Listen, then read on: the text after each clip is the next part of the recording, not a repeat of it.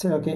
இப்போ வந்து என்ன பண்ண போகிறோம்னா, சேம் அனிமல் டிராயிங்கு கொஞ்சம் வேறு மாதிரி ஃபார்மேட்டில் பாருங்கள். ஒரு ரெக்டாங்கிள் ஷேப் மாதிரி ஃபஸ்ட்டு போட்டுக்கோங்க. அதுக்கப்புறம் இங்கே ஒரு ரவுண்ட் ஷேப், இதை ஒட்டி கொஞ்சம் தள்ளி இங்கேயும் ஒரு ரவுண்ட் ஷேப், அப்புறம் இதை இப்படி ஜாயின் பண்ணிக்கோங்க. அப்புறம் இங்கே கொஞ்சம் இந்த மாதிரி டைரெக்ஷனில் பண்ணிக்கோங்க. ஓகேவா?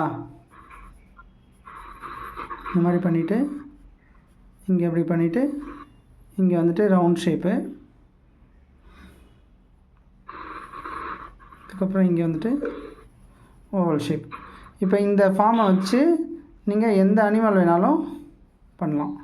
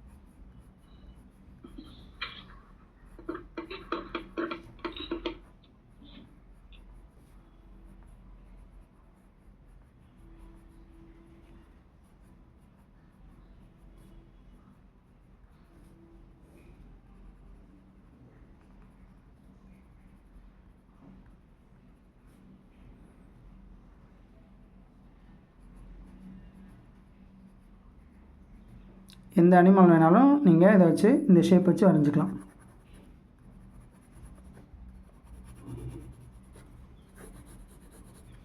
அவ்வளோதான். ட்ரை பண்ணுறீங்களா? சார் பிக்சர் அனுப்பிச்சு விட்டீங்கன்னா ட்ரை பண்ணுங்க சார். ஓகேப்பா.